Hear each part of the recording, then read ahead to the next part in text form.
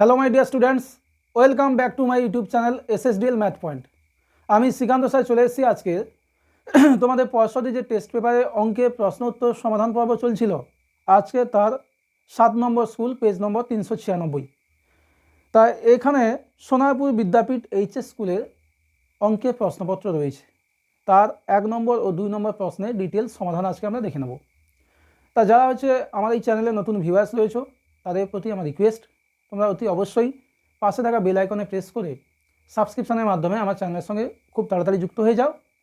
আর যারা পুরনো স্টুডেন্ট রয়েছে, তোমরা এই ভিডিওগুলি তোমাদের চেনা পরিচিত বন্ধুদের মধ্যে প্রচুর পরিমাণে শেয়ার করো, যাতে করে তাদের অঙ্কের ভীতি দূরীকরণ হয় এবং তারা মাধ্যমিক 2026 পরীক্ষায় অঙ্কে খুব ভালো নাম্বার পেতে পারে।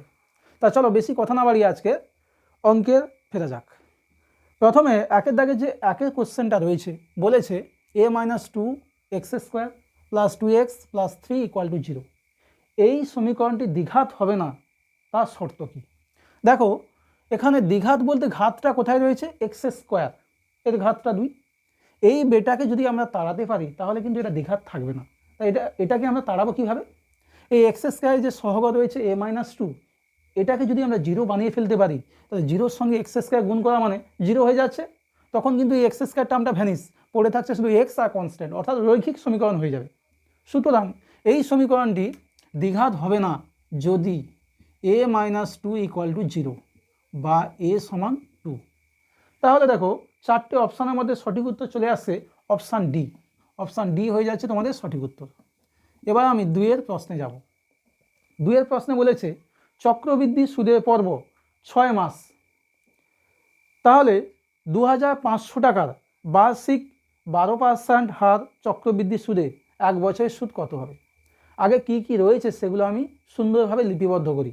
দেখো প্রথমে বলেছে সুদের পর্ব 6 মাস, তাহলে সুদের পর্ব কত বলা আছে? 6 মাস, তাহলে পর্ব সংখ্যা কত হবে?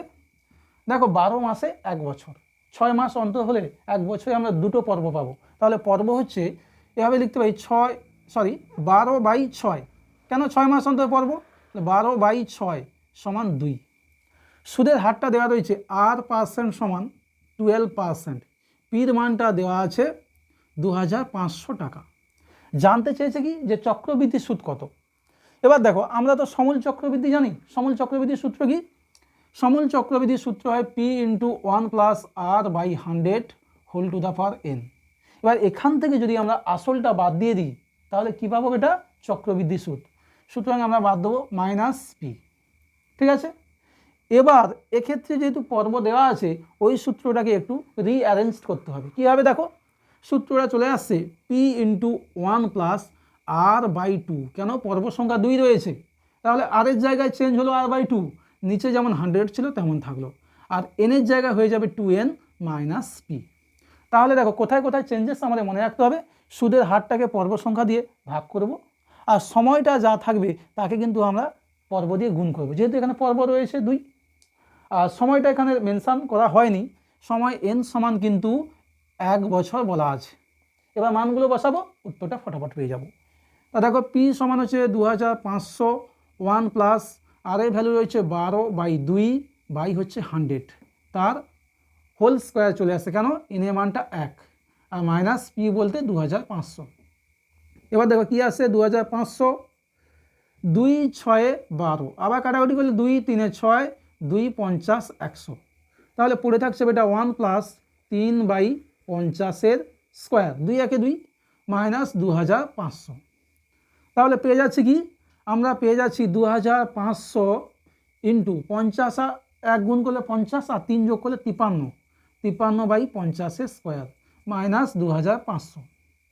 এবার এই যে স্কোয়ারটা আছে এটাকে ভেঙে ফেলতে হবে। 53কে 2 বার গুণ করলে কত হবে? 3 স্কোয়ার বলতে 9, 5 × 3 = 15, 2 = 30, 0 হাতে 3, 5 স্কোয়ার 25 আর 3 28, আর নিচে থাকছে 2500 -2500।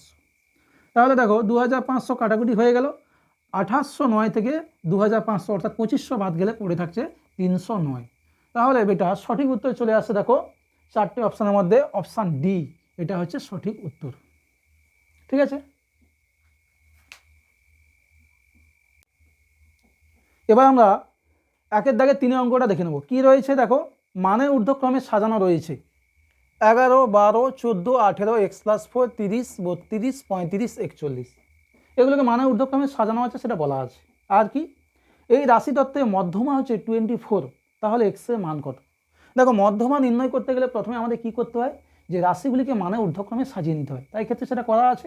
এবার আমরা কি ফলো করব, এবার আমাদের টার্গেট হবে যে কটা সংখ্যা রয়েছে। তা দেখো 1, 2, 3, 4, 5, 6, 7, 8, 9, 9টা। তাহলে এক্ষেত্রে n বলতে কতগুলো পদ রয়েছে? 9টি। এটা হচ্ছে অযুগ্ম সংখ্যা, বিজোড় সংখ্যা। তাহলে মধ্যমা আমরা কিভাবে পাবো? অতএব মধ্যমা নির্ণয়ের সূত্র তোমরা সবাই জানো, 9 + 1/2 তম পদ, কেননা এটা অযুগ্ম সংখ্যা পদ রয়েছে। তাহলে কি চলে আসছে দেখো, 9 আর 1 যোগ করলে 10, তাকে 2 দিয়ে ভাগ করলে 5তম পদ, সেটা কত হবে বেটা? 1, 2, 3, 4, 5, অর্থাৎ চলে আসছে x+4। এবার বলো x+4 সমান কত দেওয়া আছে? 24 রয়েছে বেটা।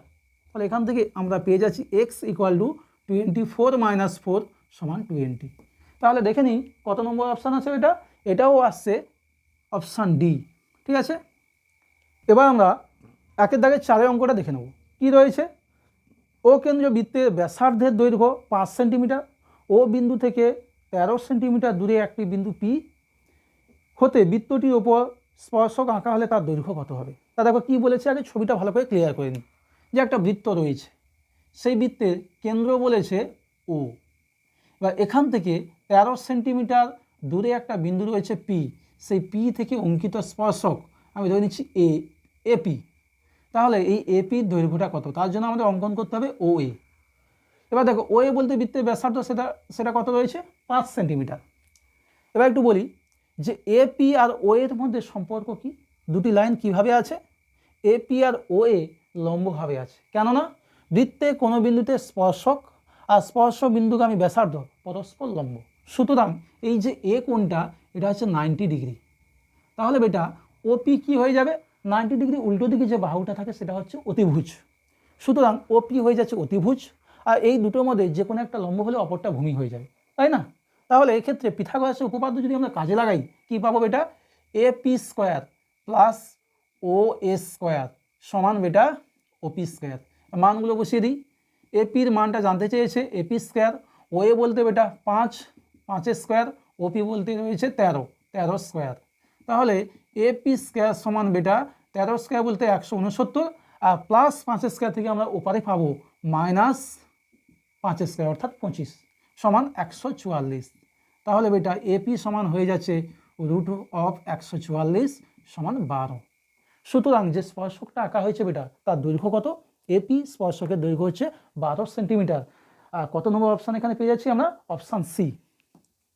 4 প্রশ্নের সঠিক উত্তর হচ্ছে অপশান সি। এবার 5 প্রশ্নে যাব। 5 প্রশ্নটাও বোঝার আছে, অনেক কনসেপচুয়াল অঙ্ক। তা কি বলেছে দেখো, আর একক দৈর্ঘ্যে ব্যাসার্ধ বিশিষ্ট একটি নিরেট অর্ধগোলক থেকে সর্ববৃহৎ যে নিরেট শঙ্কু কেটে নেওয়া হবে তার আয়তন কত? তাহলে প্রথমে কি দেওয়া আছে বেটা আমাদের? নিরেট অর্ধগোলক, তার ব্যাসার্ধ কত? আর একক। আমি আগে ছবিটা ক্লিয়ার করি। দেখো একটা অর্ধগোলক, ছবিটা নিশ্চিত এরকম হবে বেটা, অর্ধগোলক, তার ব্যাসার্ধ বলা আছে আর। বা এক্ষেত্রে যদি আমরা সর্ববৃহৎ শঙ্কু অঙ্কন করি তাহলে নিশ্চিত বেটা শঙ্কু এরকম হবে। সেই শঙ্কুর দেখো ভূমির ব্যাসার্ধ আর অর্ধগোলকের ব্যাসার্ধ একই হয়ে যাচ্ছে, সেই ব্যাসার্ধ বলা আছে আর। এবার দেখো শঙ্কুর উচ্চতা, উচ্চতা কেন? শঙ্কুর আয়তনের সূত্র হচ্ছে 1/3 পাই আর স্কোয়ার এইচ। তাহলে কী কী লাগছে বেটা? 1/3 পাই তো থেকে যাচ্ছে সূত্রে, এগুলো ধ্রুবক। আর হচ্ছে ব্যাসার্ধ, এইচ হচ্ছে উচ্চতা, এই দুটো জিনিস আমাদের লাগে। প্রথমে আমরা কী পেয়ে গেলাম? এর ব্যাসার্ধ, অর্থাৎ শঙ্কুর ব্যাসার্ধ যা আর অর্ধগোলকের ব্যাসার্ধটা একই, সেটা কত? আর। এবার দেখো মজার বিষয় হচ্ছে শঙ্কুর উচ্চতা কোনটা? সেটা হচ্ছে অর্ধগোলকের ব্যাসার্ধ, সুতরাং এটার মানও আর। তাহলে আয়তনের সূত্র কী হচ্ছে? 1/3 পাই ব্যাসার্ধের স্কোয়ার ইন্টু উচ্চতা ও আর, অর্থাৎ পাই r³/3 ঘন একক। এটাই হচ্ছে উত্তর বেটা। কত নম্বর অপশানে বেটা? Option B. অপশান বি হয়ে যাচ্ছে তোমাদের সঠিক উত্তর। এবার আমরা 6 প্রশ্নে যাব। 6 প্রশ্ন একেবারে সহজ অঙ্ক, শুধুমাত্র সূত্রটাকে তোমাদের রিমেম্বার করতে হবে। কি রয়েছে বেটা? কোসেক থিটা সমান এক্স, ঠিক আছে, আর আছে কট থিটা সমান ওয়াই। এবার তোমাদের যে 4টে সম্পর্ক রয়েছে দেখো কোথাও থিটা নেই, তার মানে তোমাকে বুঝতে হবে এখান থেকে থিটা অপনয়ন করতে হবে বা এদের মধ্যে থিটা বৈচিত্র্য সম্পর্ক নির্ণয় করতে হবে। তার জন্য আমরা কী করবো, হাতের কাছে যে কটা সূত্র আছে সেগুলোকে একটু রিমেম্বার করবো। তার বেটা কোসেক আর কট দিয়ে কী আছে, cosec square theta minus caught square theta equal to 1, ওই সিম্পল সূত্রটা আমরা এক্ষেত্রে ইউজ করব। তাহলে কী আসছে বেটা, যেহেতু cosec square theta minus caught square theta equal to 1, তাহলে বসিয়ে দিই কোসেক স্কয়ার বলতে এক্স স্কোয়ার আর কট স্কয়ার বলতে ওয়াই স্কয়ার ইকুয়াল টু 1। এটা কত নম্বর অপশানে রয়েছে বেটা, এটা রয়েছে অপশান ডি, এটারও উত্তর অপশান ডি। ঠিক আছে, এবার আমরা 2-এর দাগের শূন্যস্থান পূরণে অঙ্কে যাব। দেখো 2-এর দাগে প্রথম যে একের প্রশ্নটা রয়েছে, বলেছে যে ব্যক্তি টাকা ধার দেন তাকে ড্যাশ বলে। অবশ্যই তোমরা জানো যে ব্যক্তি টাকা ধার দেন তাকে উত্তমর্ণ বলে, আর যে ব্যক্তি টাকা ধার নিয়ে রেখেছেন তাকে কি বলবো, অধমর্ণ। তাহলে এক্ষেত্রে আমাদের চেয়েছে যে ব্যক্তি টাকা ধার দেন তিনি হলেন উত্তমর্ণ। 2 নম্বর হচ্ছে, 2 নম্বরের প্রশ্নে কি রয়েছে, ত্রিভুজ এবিসিতে বি কোণ সমকোণ, ছবিটা আঁকবো। ত্রিভুজ এবিসি, দেখো এ বি সি, বি কোণটা সমকোণ দেওয়া আছে, বিসি স্কোয়ার সমান, বিসি স্কোয়ার সমান ড্যাশ মাইনাস কি রয়েছে বেটা, এবি স্কোয়ার। প্রথমে অত কিছু না বুঝে পিথাগোরাসের উপপাদ্য থেকে যা আসে সেটা বসিয়ে দিই। দেখো পিথাগোরাসের উপপাদ্য লম্ব স্কোয়ার প্লাস ভূমি স্কোয়ার ইকুয়াল টু অতি স্কোয়ার, তাহলে আমরা পিথাগোরাসের উপপাদ্য থেকে পেয়ে যাব A B square plus BC square সমান এসি স্কোয়ার। এবার এখানে রয়েছে বাম দিকে বিসি স্কোয়ার, তাহলে বিসি স্কোয়ার যদি আমরা রেখে দিই কী পাবো, এসি স্কোয়ার আর প্লাস এবি স্কোয়ার থেকে পাবো মাইনাস এবি স্কোয়ার। তাহলে দেখো শূন্যস্থানে কোনটা আসছে, এসি স্কোয়ার চলে আসছে আমাদের উত্তর। ঠিক আছে, এরপরে আমরা যাব 3-এর প্রশ্নে। 3-এর প্রশ্নে কি রয়েছে, দেখো 3-এর প্রশ্নে রয়েছে 11/7 রেডিয়ান, এটা কত ডিগ্রি। তাই ক্ষেত্রে একটু চালাকি করব, পাই মানে কি জানি 180 ডিগ্রি, তাই না, তাহলে পাই আপ বলতে আবার আমরা জানি 22/7, তাহলে 22/7 আগে সাজিয়ে নিই। কী করবো, তার জন্য 11 আছে, তাকে 22 করতে গেলে 2 গুণ করবো, নিচে একটা 2 গুণ করবো ব্যালেন্স করার জন্য। তাহলে চলে আসছে দেখো 11 × 2 বলতে 22/7 আর একটা হাফ থেকে যাচ্ছে, মানে 2টা থেকে যাচ্ছে নিচে 1/2। এবার দেখো 22/7 বলতে পাই ইন্টু হাফ, পাই বলতে আবার 180 ডিগ্রি ইন্টু হাফ, তাহলে 180 ডিগ্রি অর্ধেক হচ্ছে 90 ডিগ্রি বেটা, তাহলে এটাই হচ্ছে সঠিক উত্তর। এবার আমরা 2-এর দাগের 4 অঙ্ক দেখব। কি রয়েছে বেটা, একটি ঘনকের তল সংখ্যা, শীর্ষবিন্দু সংখ্যা এবং ধার সংখ্যার লসাগু। তাহলে প্রথমে আগে সংখ্যাগুলো আমরা বার করে নিই। কী রয়েছে, প্রথমে ঘনকের তল সংখ্যা, তাহলে তল কটা থাকে বেটা, তল অবশ্যই 6টি। আর কি রয়েছে, আর আছে শীর্ষবিন্দু, শীর্ষবিন্দু কটা থাকে বেটা, শীর্ষবিন্দু হচ্ছে 8টি। আর রয়েছে ধার সংখ্যা, ধার সংখ্যা বলতে প্রান্তিকী যেটা সেটা থেকে 12টি। এদের লসাগু চেয়েছে বেটা, লসাগু নির্ণয় করবো ছোটোবেলা অঙ্কের মতো, 6, 8, 12। এর লসাগু কত আসবে, 2, 3, 6, 2, 4, 8, 2, 6, 12। 3 দিয়ে দিলে কী হবে, 3 একে 3, 4, 3 2 6, আবার 2 দিয়ে গেলে 2 একে 2, 2 দিয়ে 4, 2 একে 2। তাহলে নির্ণয় লসাগু কত চলে আসছে, লসাগু সমান দেখো 2 × 3 × 2 × 2 সমান 2, 3, 6, 4, 24। তাহলে 4-এর প্রশ্নের সঠিক উত্তর বেটা 24। এবার 5-এর প্রশ্নে যাব। 5-এর প্রশ্নে কি রয়েছে, বলেছে √5 - 7, √5 - 7 এর অনুবন্ধীকরণী। তা বলো বেটা অনুবন্ধীকরণী কীভাবে আসে না, অনুবন্ধীকরণী যখন আসবে আমরা রুটের আগে যে সাইনটা আছে তাকে চেঞ্জ করব। তাই এক্ষেত্রে √5 রয়েছে, তার আগে কোনো চিহ্ন নেই মানে প্লাস রয়েছে, এটাকে মাইনাস করে দিলেই অনুবন্ধীকরণী আমরা পেয়ে যাব। তাহলে অনুবন্ধীকরণী চলে আসছে -√5 আর -7 যেমন ছিল। ঠিক আছে, এবার আমরা 6-এর প্রশ্নে যাব। 6-এর প্রশ্নে কি রয়েছে, যৌগিক গড়, মধ্যমা ও সংখ্যাগুরু মান হলো ড্যাশ প্রবণতার পরিমাপ। তা এটা তোমরা সবাই জানো যে এগুলো কিসের পরিমাপ না, যৌগিক গড়, মধ্যমা আর হচ্ছে সংখ্যাগুরু মান হচ্ছে কেন্দ্রীয় প্রবণতার পরিমাপ। তাহলে শূন্যস্থানে হচ্ছে কেন্দ্রীয়, কেন্দ্রীয় প্রবণতার পরিমাপের একক। এরপরে আমরা 3-এর দাগে সত্য মিথ্যা অঙ্কে যাব। তারপরে প্রথম কি প্রশ্নটা রয়েছে দেখো ভালো করে শোনো। 3-এর 1-এর প্রশ্নে রয়েছে চক্রবৃদ্ধি সুদের পর্ব 1 বছর হলে, বছরে তো একবার, কোনো ব্যাপার নেই, যেমন আসে তেমন, কিছু পরিমাণ টাকার 1 বছরের সরল সুদ ও 1 বছরের চক্রবৃদ্ধি সুদ সমান হয়। তা এটা তো তোমরা জানো সবাই যে চক্রবৃদ্ধি সুদের ডিফারেন্সটা কোথায় আসে, এটা 1 বছর পরে। তাহলে 1 বছর সময় পর্যন্ত সরল সুদ যা আসে চক্রবৃদ্ধি সুদও তাই আসে। তার মানে 1 নম্বর স্টেটমেন্টটা তোমরা নিশ্চিত বুঝতে পারছো যে এটা সত্য হবে। তাহলে 3-এর দাগের 1-এর স্টেটমেন্ট হয়ে যাচ্ছে সত্য। এবার আমরা 2-এর স্টেটমেন্টে যাব। কি বলেছে? 2-এর স্টেটমেন্টে বলেছে 5x² - 12x + 7 = 0 সমীকরণের বীজদ্বয় অবাস্তব। তাহলে সমীকরণটা আগে লিখি। আচ্ছা, 2-এর প্রশ্নে কি বলেছে? সমীকরণটা রয়েছে বেটা 5x² - 12x 5x² - 12x + 7 = 0। এই একটা দ্বিঘাত সমীকরণ রয়েছে, তার বীজদ্বয় অবাস্তব হবে কিনা আমাদের দেখে নিতে হবে। তা বীজদ্বয় অবাস্তব বা বাস্তব হবে কিনা সে কারণে আমাদের এই সমীকরণের নিরূপকটা মান কি আসে দেখে নিতে হবে। নিরূপকটা যাওয়ার আগে এটাকে আমরা স্ট্যান্ডার্ড যে ইকুয়েশন রয়েছে ax² + bx + c = 0 এর সঙ্গে যদি কম্পেয়ার করি বেটা কি পাবো? a সমান পেয়ে যাচ্ছি 5, b সমান -12 আর c সমান দেখো 7। নিরূপকটা কি হয়? b² - 4ac। তো b² - 4ac এটা কত আসছে দেখো, b² বলতে -12 হোল স্কোয়ার, -4a বলতে রয়েছে 5 আর c বলতে 7। তাহলে কত আসছে? -12কে দুইবার গুণ করলে +144, কারণ -² বলতে কি প্লাস চলে আসবে 144 আর 4 5 20 সাথে 140, তার মানে আসছে 4। এটা কি >0, তাই তো? একবার ক্যালকুলেশনটা দেখে নাও যে 12² বলতে 144, 4 5 20 সাথে 140 চলে আসছে আমাদের বিয়োগফলটা 4, অর্থাৎ নিরূপকের মান আসছে >0। তাহলে >0 মানে এটা কি হয়? বীজগুলি হয় বাস্তব এবং অসমান। আর এখানে কি বলা আছে? বীজগুলো হচ্ছে অবাস্তব। তার মানে এই স্টেটমেন্ট কি হয়ে যাচ্ছে বেটা? এই স্টেটমেন্ট হয়ে যাচ্ছে মিথ্যা। আশা করি বুঝতে পেরেছো। এবার 3-এর অঙ্কে যাব। 3-এর দাগে 3-এর অঙ্ক।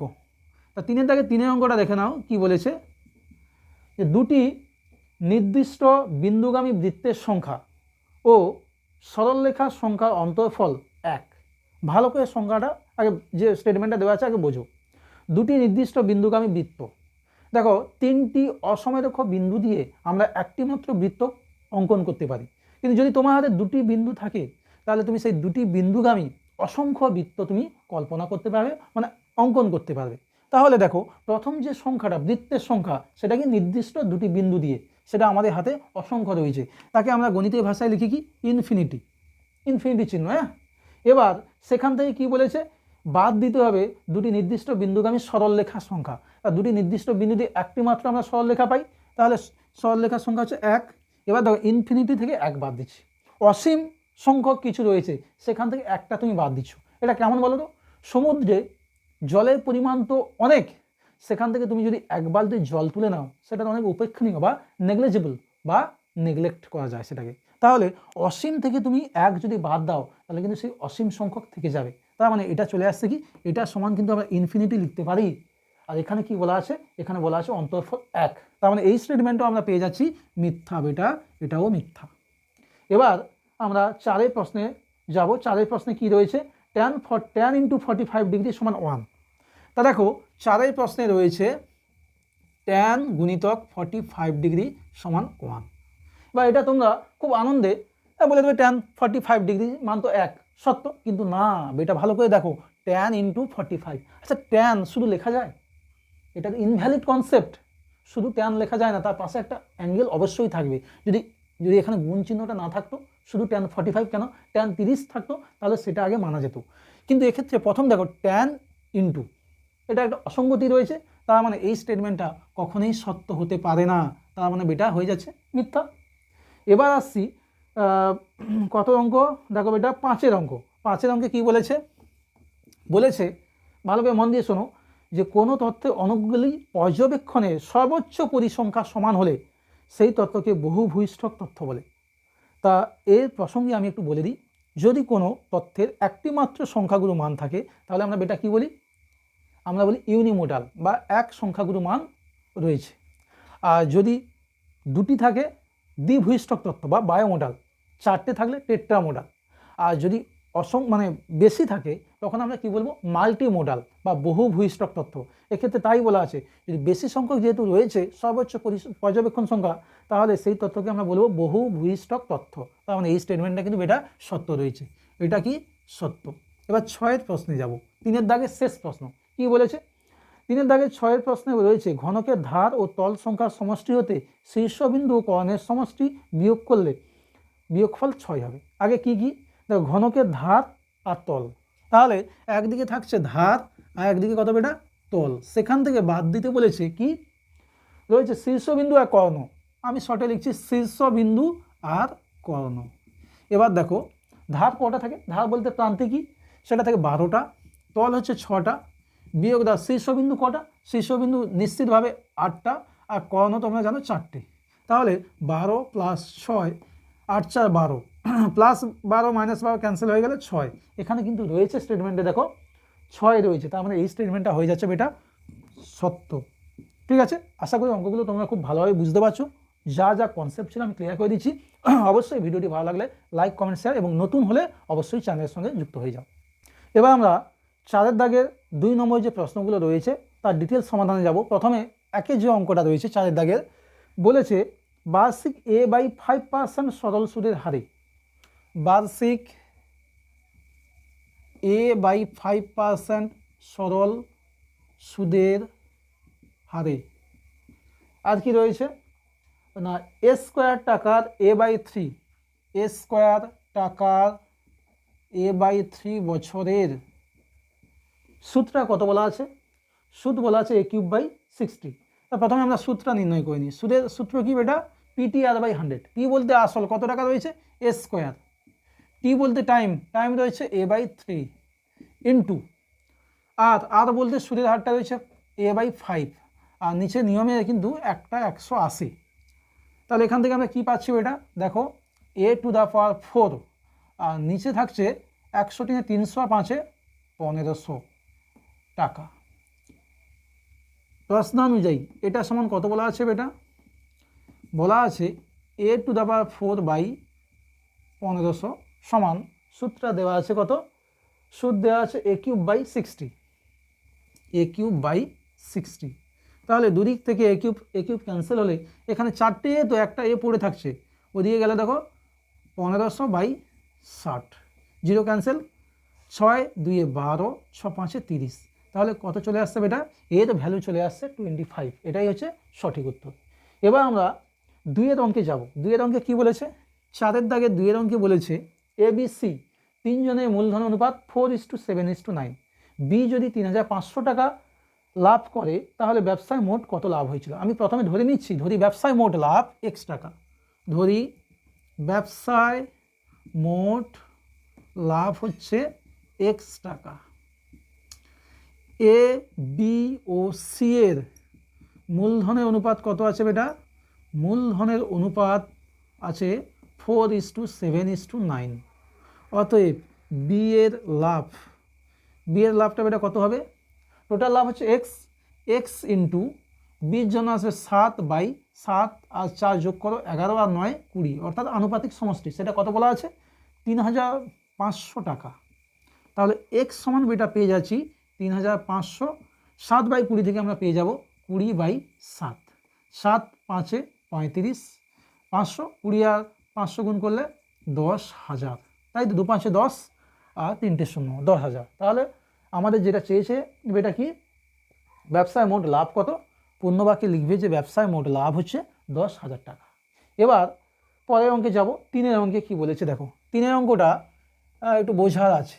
কি বলেছে যে 3 - 20x - 25x², এই রাশিটির চরম মান, অর্থাৎ কি বলবো চরম মান বলতে ম্যাক্সিমাম ভ্যালু, সর্বোচ্চ মান কত আসে তা দেখে নাও। এটাকে আমরা প্রথমে সাজাবো পারফেক্ট স্কোয়ারে। এই অঙ্কগুলোর ধরনটা হচ্ছে এইরকম হবে। কীভাবে করছি দেখো, প্রথমে আমি 3 মাইনাস কমন নিয়ে নিয়েছি, তাহলে 25x² প্লাস -20x হয়ে যাবে +20x। এবার দেখো এই ভেতরটাকে সাজাবো, এটা লিখতে পারি 5x এর হোল স্কোয়ার, ঠিক আছে। আর 20xকে যদি ভেঙে লিখি 2 × 5x ইন্টু কত লাগবে দেখো, আর 2 5 10, তার সঙ্গে অবশ্যই 2 গুণ করলে তবেই হবে 20, আর সঙ্গে তো x আছে, তাহলে বিটা সমান কত 2, তাহলে আমরা লিখতে পারি 2a² অর্থাৎ 4। তাহলে বেটা কি করলাম দেখো, 2a² সমান কি 4, এটা কিন্তু মাইনাস মানে বিয়োগ করেছি, তাহলে এটাকে ব্যালেন্স করতে গেলে আমাদের +2a² অর্থাৎ 4 নিতে হবে। তার মানে কি চলে আসছে, এখানে 3 এখানে 2a² সমান 7, মাইনাস এখান থেকে আমরা ভেতরে পেয়ে যাচ্ছি 5x প্লাস 2 এর হোল স্কোয়ার, তাই না বেটা? এটা সেকেন্ড ব্র্যাকেট দেওয়ার দরকার নেই। এবার শোনো, এর সর্বোচ্চ মান নির্ণয় করতে হবে। এই যে বেটা আছে, তো বিয়োগ যাচ্ছে, এ যতটা ছোট হবে তত কিন্তু মানটা হচ্ছে বড় হবে, কারণ 7 থেকে যদি বেশি বিয়োগ দিই তাহলে মান তো কমে যাবে, আমাদের কম বিয়োগ দিতে হবে। অর্থাৎ এই যে 5x + 2 হোল স্কোয়ার এর মান আমাদের সর্বনিম্ন হতে হবে, তখনই আমরা এই ভ্যালুটা আমি সর্বোচ্চ পাবো। এবার দেখো, এটা পারফেক্ট স্কোয়ার, এটা তো নেগেটিভ হতে পারে না বেটা, এটা গেটার ইকুয়াল টু 0, তার মানে সব থেকে কম এর মান কত হতে পারে? অবশ্যই 0। তার মানে আমরা সর্বোচ্চ মান কি পেয়ে যাব? সর্বোচ্চ মানের ক্ষেত্রে দেখো 5x + 2 এর হোল স্কয়ার কি হয়ে যাবে? 0। অতএব নির্ণেয় মান কত পেয়ে যাচ্ছি আমরা? নির্ণেয় মান সমান 7। কেন? এর মানটা তো 0। সর্বোচ্চ বার করতে গেলে যেটা বিয়োগ দিচ্ছে তার সর্বনিম্ন মানটা লাগবে। অর্থাৎ এটা যেহেতু পারফেক্ট স্কয়ার রয়েছে, তাহলে এটা 0 থেকে কিন্তু নিচে যেতে পারে না। তাহলে এটা সর্বনিম্ন মান 0 বসালে 7 - 0 সমান চলে আসবে কিন্তু 7। ঠিক আছে বেটা? খুব ভালো করে বুঝবে, হ্যাঁ? আর প্রত্যেকটা কনসেপ্ট কিন্তু আমি ক্লিয়ার করে দিচ্ছি। আর যেহেতু তোমরা সম্পূর্ণ ভিডিওগুলো ফ্রিতে পাচ্ছ, কন্টেন্টগুলো ফ্রিতে রয়েছে, তাই ভালো লাগলে অবশ্যই কিন্তু সাবস্ক্রিপশনের মাধ্যমে পাশে যুক্ত হয়ে যাও। এবার আমরা 4-এর দাগের 4-এর অঙ্কটা দেখে নেব, ভেদ থেকে রয়েছে। কি বলেছে? আচ্ছা, 4-এর দাগে 4 হবে, 3-এর দাগে হয়ে আছে বেটা 4-এর দাগে 4। 1/x plus 1/y proportional 1/x + y। প্রমাণ করতে হবে x/y প্লাস y/x সমান কি রয়েছে বেটা? ধ্রুবক। এর মানটা ধ্রুবক প্রমাণ করতে হবে। তা আগে যেটা নির্ণয় করতে বলেছে বা প্রমাণ করতে বলেছে সেটা আগে একটু সলভ করি। তো এখানে দেখো, লসাগুটা চলে আসবে xy, y ক্যান্সেল হলে পড়ে থাকবে x, xটা x এর সঙ্গে গুণ হলে x²। আবার দেখো, x আর x ক্যান্সেল হলে পড়ে থাকবে y, yটা y এর সঙ্গে গুণ হলে পড়ে থাকছে y²। ঠিক আছে? কেন ওটা করলাম? অঙ্কটা যাতে আমাদের করতে সুবিধে হয়। এবার দেখো, এর বাম দিকটা যদি আমরা ক্যালকুলেশন করি, কি চলে আসছে? xy, তাহলে x ক্যান্সেল হলে y, আর y ক্যান্সেল হলে বেটা x, প্রপোর্শনাল 1/x + y। এবার দেখো, এখানে y + x বা x + y একই তো, ক্রস মাল্টিপ্লিকেশন, মানে আমরা যদি কোনাকুনি গুণ করি কি পেয়ে যাব? x + y এর হোল স্কোয়ার প্রপোর্শনাল xy এর সঙ্গে 1 গুণ করলে xy। ঠিক আছে? এবার এটাই কি করব, যে x + y এর হোল স্কোয়ার আমরা সমান চিহ্ন দিলাম প্রপোর্শনালের পরিবর্তে, আর কি আসবে? ধ্রুবক k xy। অবশ্যই এটা উল্লেখ করবে কে একটি ভেদ ধ্রুবক, এটা কিন্তু লিখবে অবশ্যই, হ্যাঁ? এবার কি করব বেটা? দেখো, ওখানে যাচ্ছে কি রয়েছে? a² + b², এইভাবে ভাবো। তাকে আমরা a + b হোল স্কোয়ারকে কাজে লাগিয়ে লিখতে পারি। কি লিখতে পারি? a + b অর্থাৎ x + y এর হোল স্কোয়ার - 2xy/xy। এবার মানগুলো বসিয়ে দাও। x + y এর হোল স্কোয়ার বলতে রয়েছে kxy - 2xy রয়েছে, আর নিচে xy। ওপর থেকে xy কমন নিলে বেটা পড়ে থাকবে k - 2, আর নিচে দেখো xy রয়েছে, xy কাটাকুটি হয়ে গেল। তাহলে শেষমেশ আমরা কি পাচ্ছি বেটা? শেষমেশ আমরা পেয়ে যাচ্ছি যে x/y + y/x সমান কিন্তু রয়ে যাচ্ছে k - 2। k - 2 থাকছে। এবার দেখো, এটা সমান কি পেলাম? k - 2 ধ্রুবক, কেন? 2 তো ধ্রুবক, আর কেটা তো ধ্রুবক ছিল। দুটো ধ্রুবকের মধ্যে বিয়োগ করলে কি হয়? ধ্রুবক অবশ্যই থাকবে। তার মানে এটা কিন্তু প্রমাণিত হয়ে গেল যে x/y + y/x এটা ধ্রুবক। পরের অঙ্কে যাবো এটা এবার, যে পরের অঙ্কে কি রয়েছে? কোনো বৃত্তে 8 সেমি দূরবর্তী জ্যায়ের দৈর্ঘ্য 12 সেন্টিমিটার হলে 6 সেমি দূরবর্তী জ্যায়ের দৈর্ঘ্য কত? তার ছবিটা আগে আঁকবো বেটা। 5-এর প্রশ্নে একটা বৃত্ত বলেছে, সেই বৃত্তের একটা কেন্দ্র অবশ্যই থাকবে ও। এবার বলেছে যে বৃত্তের 8 সেন্টিমিটার দূরবর্তী জ্যায়ের দৈর্ঘ্য, 8 সেন্টিমিটার দূরে রয়েছে একটা জ্যা, তার দৈর্ঘ্য বলেছে 12 সেন্টিমিটার AB। ঠিক আছে? আর কি আছে বেটা? আর বলেছে 6 সেন্টিমিটার দূরবর্তী জ্যায়ের দৈর্ঘ্য, এটা হচ্ছে দূরত্ব 8। আর এখানে আমি ধরে নিচ্ছি যে 6 সেন্টিমিটার দূরে রয়েছে CD। ঠিক আছে? এটা CD, তার সিডির দৈর্ঘ্যটা নির্ণয় করতে বলেছে। এই যে ও থেকে এই সিডির জ্যায়ের দূরত্ব হচ্ছে 6 সেন্টিমিটার। আর কি? এবার দেখো, আর কিছু নেই, এবার আমাদের নিজেদের ক্যালকুলেশন করতে হবে। প্রথমে আমরা কি করব এটা? প্রথমে বৃত্তের ব্যাসার্ধটা আমরা নির্ণয় করব। তা বৃত্তের ব্যাসার্ধ দেখো, OB একটা বৃত্তের ব্যাসার্ধ হবে, আর এখানে এটা নাম দিচ্ছি D, আর এটা নাম দিচ্ছি না, D তো রয়েছে এটা গোলালে হবে না, এখানে নাম দিচ্ছি আমরা কিছু একটা, ধরো K, আর এখানে L। তাহলে প্রথমে গুছিয়ে লিখতে হবে। ধরি AB জ্যা, সেটা কত বলেছে? 12 সেন্টিমিটার। এবি যা রয়েছে অবশ্যই 12 সেন্টিমিটার, এবি সমান 12 সেন্টিমিটার, সিডি সমান হচ্ছে জানতে চেয়েছে। এবার সেখান থেকে বলি আরেকটা রয়েছে ও কে সমান 8 সেন্টিমিটার, আর কি সিডি হলো অপর জ্যা যার কেন্দ্র থেকে দূরত্ব হচ্ছে ও এল সমান 6 সেন্টিমিটার। এবার কি করব, এই যে ত্রিভুজটা রয়েছে ও কে বি, এটা অবশ্যই সমকোণী ত্রিভুজ। কেন দূরত্ব বলতে কি লম্ব দূরত্ব, এটা সমকোণী ত্রিভুজ হলে দেখো এ বি হচ্ছে কত 12 সেন্টিমিটার, তাহলে বি কে কত পাবো, তাহলে আমরা বি কে কত পাবো, বি কে পেয়ে যাব 12/2 সমান 6, বি কে 6। কেন, বৃত্তের কেন্দ্র থেকে যদি আমরা একটা লম্ব আনি এবং সেটা যদি জ্যার উপর পড়ে, সেই লম্ব কি করবে, জ্যাকে সমান দুভাগে ভাগ করে, যে বৃত্তের কোনো জ্যার উপর বৃত্তের কেন্দ্রগামী লম্ব কি করে, জ্যাটিকে সমান দুভাগে বিভক্ত করে, অর্থাৎ বি থেকে কে যা, কে থেকে এ তা, টোটালটা ছিল 12 সেন্টিমিটার, তাহলে অর্ধেক করলে বি থেকে কে পেয়ে যাচ্ছে এটা 6 সেন্টিমিটার। এবার দেখো সমকোণী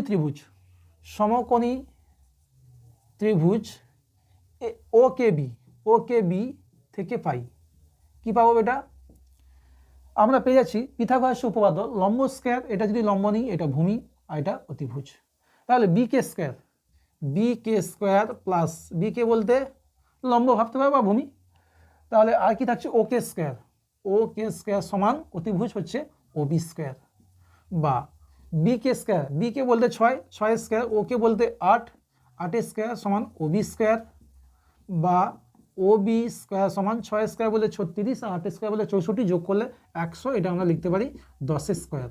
সুতরাং ও বি সমান হচ্ছে 10, অর্থাৎ বৃত্তের ব্যাসার্ধ পেয়ে গেলাম কিন্তু 10। তাহলে বলো ওডি কত হবে, ওডিও হবে 10, অতএব ওডিও আমরা পেয়ে যাব 10, ঠিক আছে। আর নিচে যে ত্রিভুজ সেটাও সমকোণী ত্রিভুজ ও এল ডি, সমকোণী ত্রিভুজ ও এল ডি থেকে পাই কি পাবো বেটা, দেখো এল ডি স্কোয়ার, সেটা ভূমি ভাবতে পারো, আমরা লম্ব নিতে পারি ও এল স্কোয়ার সমান অতিভুজ বলতে ও ডি স্কোয়ার, বা এল ডি আমাদের প্রয়োজন, আর ও এল দেওয়া আছে 6 স্কোয়ার, ও ডি রয়েছে আমরা পেয়েছি 10 স্কোয়ার, তার মানে এল ডি স্কোয়ার সমান 10 স্কোয়ার বলতে 100 আর 6 স্কোয়ার উপরে গেলে -36 সমান 64, এটা লিখতে পারি 8 স্কোয়ার, অতএব এল ডি হচ্ছে 8।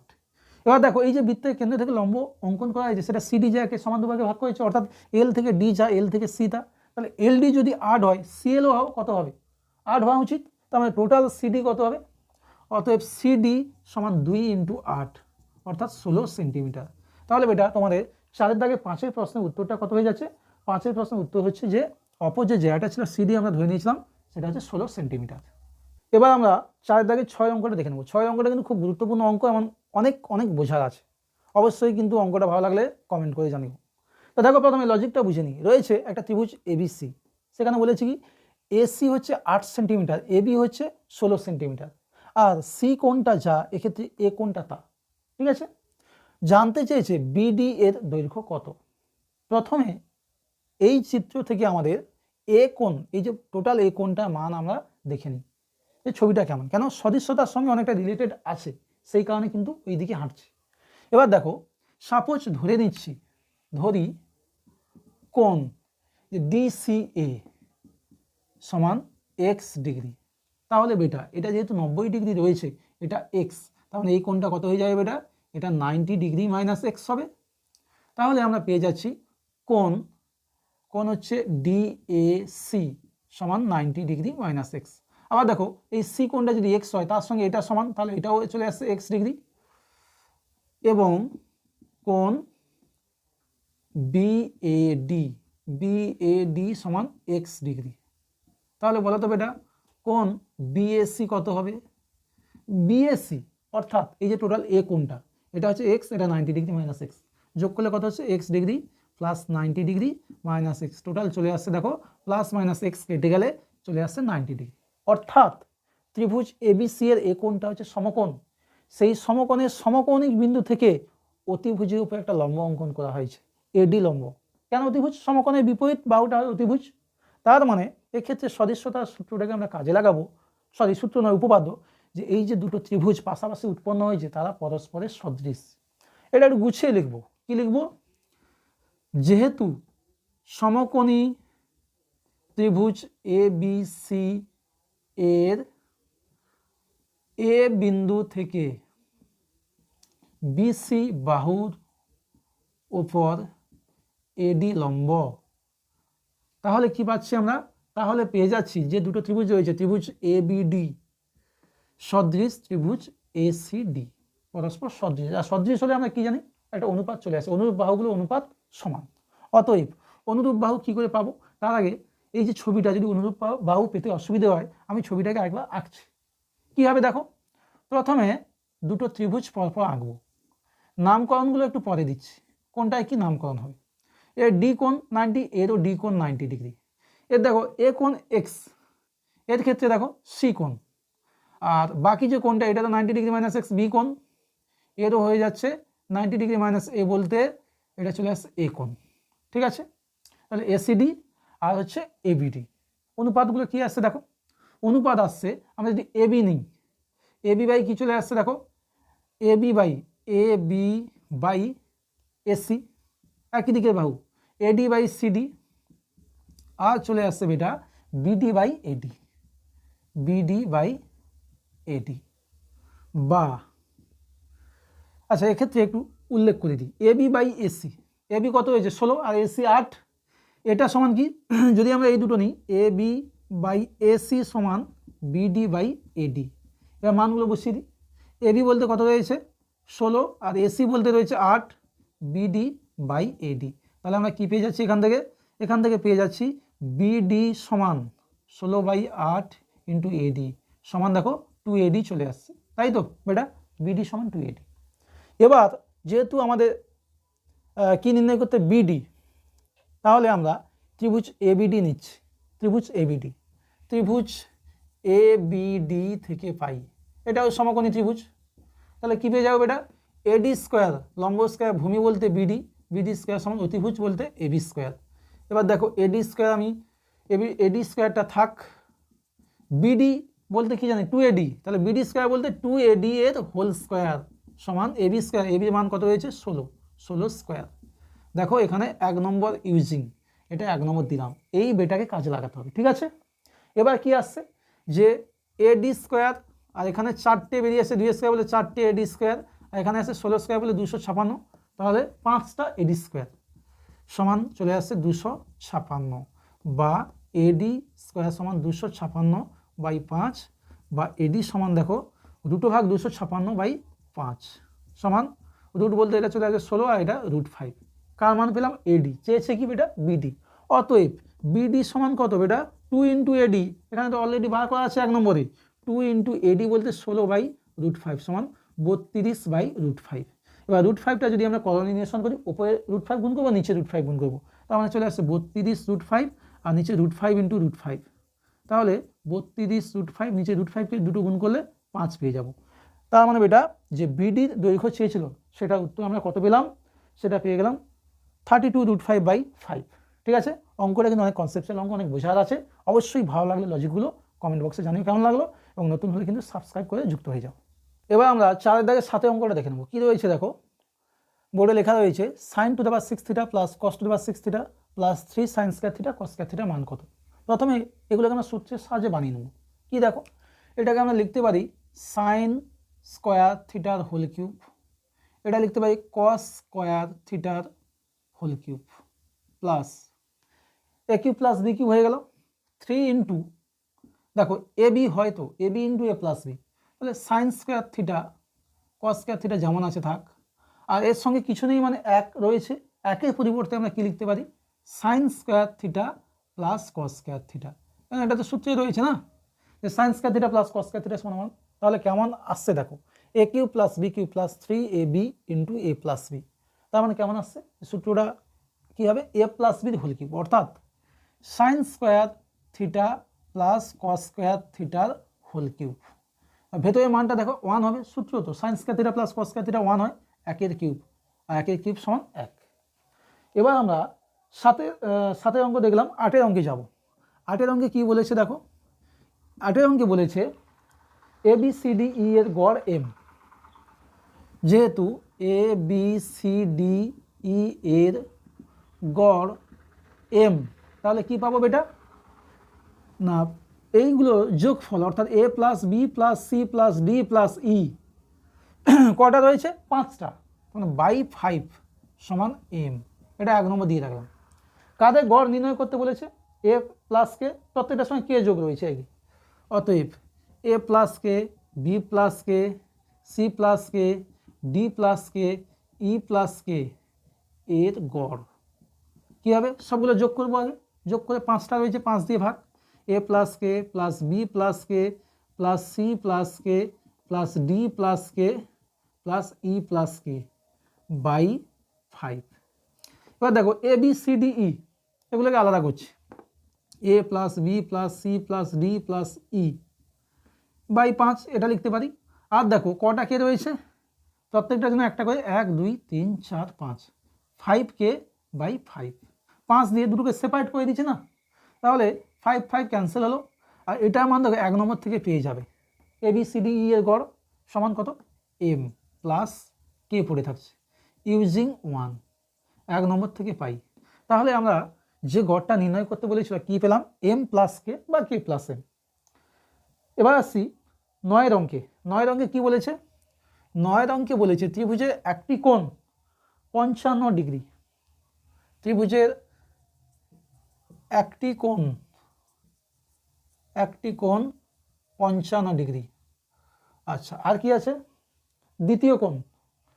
দ্বিতীয় কোণ রয়েছে পাই বাই 12, পাই বাই 12, পাই বলতে 180, তাহলে 180 ডিগ্রি বাই 12 সমান কত জানি আমরা 15 ডিগ্রি। তাহলে বলো তৃতীয় কোণটা কত হবে?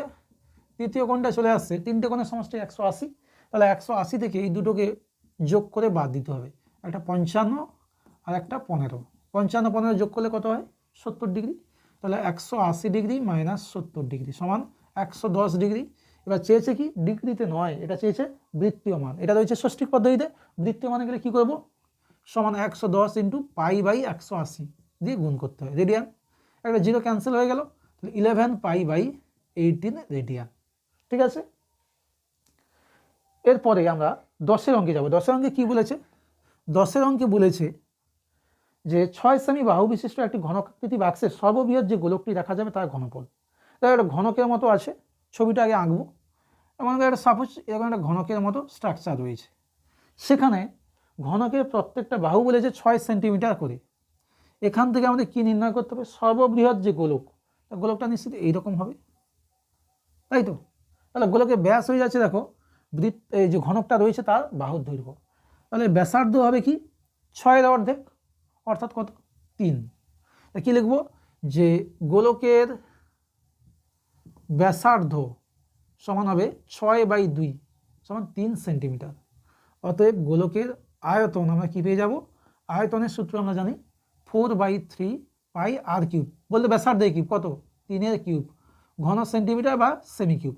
একটা 3 ক্যান্সেল হবে, পড়ে থাকছে কি 4 pi into 3 square semi cube. 3 square বলতে 9, 9 4 36 পাই সেমি কিউব। এটাই হচ্ছে উত্তর বেটা। এবার আমরা 4 দাগে 11 অঙ্ক দেখে নেব। কী বলেছে দেখো, একটি সমকোণী চৌপলের মাত্রাগুলির সমষ্টি 8 সেন্টিমিটার এবং সমগ্র তলের ক্ষেত্রফল 28 বর্গ সেন্টিমিটার হলে উহার কর্ণের দৈর্ঘ্য কত? তা মাত্রা বলতে দৈর্ঘ্য প্রস্থ উচ্চতা। তা ধরে নিচ্ছি, ধরি সমকোণী চৌপলের মাত্রাগুলি কত জানা নেই, এবিসি ধরে নিচ্ছি, এ বি ও সি, হ্যাঁ প্রত্যেকটা সেন্টিমিটারে। এবার দেখো বলেছে মাত্রাগুলির সমষ্টি 8 সেন্টিমিটার, অতএব কী পেয়ে যাচ্ছি এ প্লাস বি প্লাস সি সমান 8। এবং আর কি বলা আছে, সমগ্র তলের ক্ষেত্রফল। তার সমগ্র তলের ক্ষেত্রফলের সূত্র কি 2 ইন্টু দৈর্ঘ্যযুক্ত প্রস্থ, দৈর্ঘ্য গুণিতক প্রস্থ, প্লাস প্রস্থ ইন্টু উচ্চতা প্লাস উচ্চতা ইন্টু দৈর্ঘ্য সমান কত দেওয়া আছে? দেওয়া আছে 28 বর্গ সেন্টিমিটার। কি জানতে চেয়েছে? কর্ণের দৈর্ঘ্য। কর্ণের দৈর্ঘ্যের সূত্র কী করবে? এটা কর্ণের দৈর্ঘ্যের সূত্র হচ্ছে √a² plus b² plus c²। ঠিক আছে, ওটা নির্ণয় করতে হবে। তার জন্য কি করব না, দেখো একটা সূত্র ইউজ করছি, যেহেতু a plus B plus C এর হোল স্কোয়ার সমান A square plus B square plus C square plus 2ab plus BC plus CA.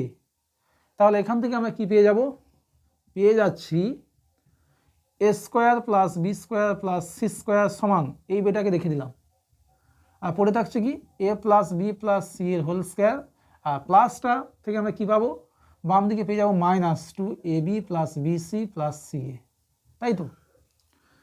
সমান কি আসছে দেখো, A square plus B square plus C square সমান, মানগুলো বসিয়ে দিই, 8 স্কোয়ার, আর এটার মান রয়েছে দেখো 28, 8 স্কোয়ার বলতে 64 - 28 কত হবে বেটা, 14 থেকে 8 গেলে 6, 5 থেকে 2 গেলে 3, 36, এটা আমরা লিখতে পারি 6 স্কোয়ার।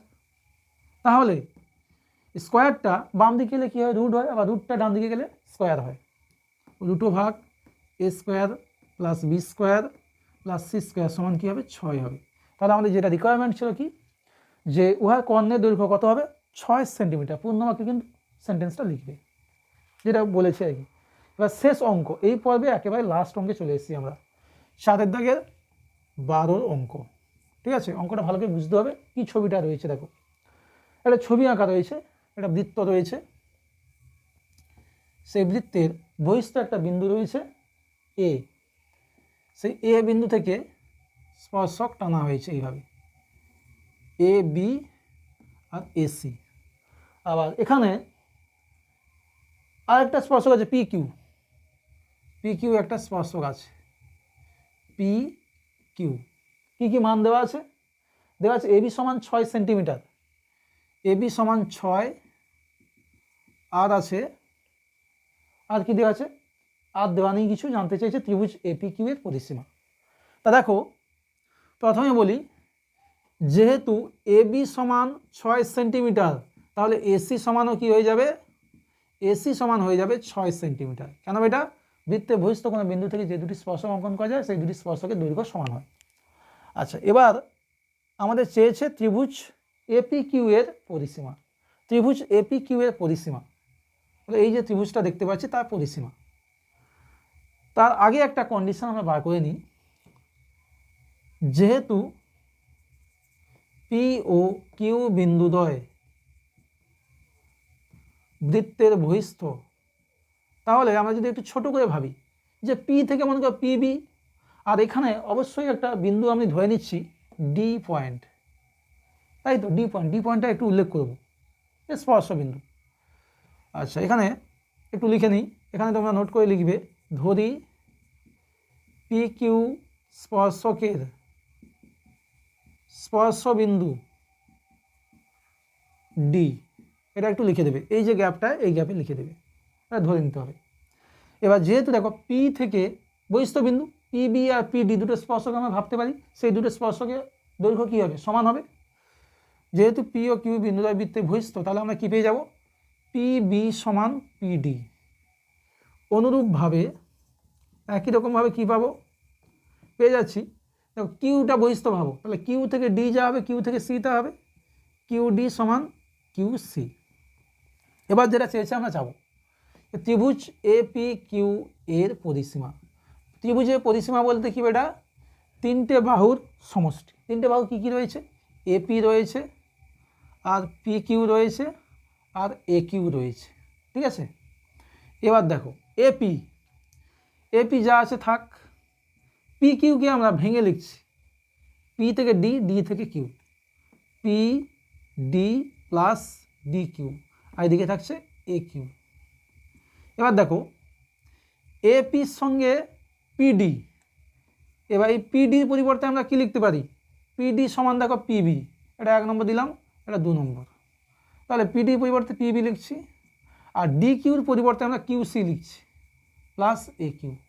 এখানে 1 ও 2 থেকে পাই, ঠিক আছে, 1 ও 2 থেকে পাই।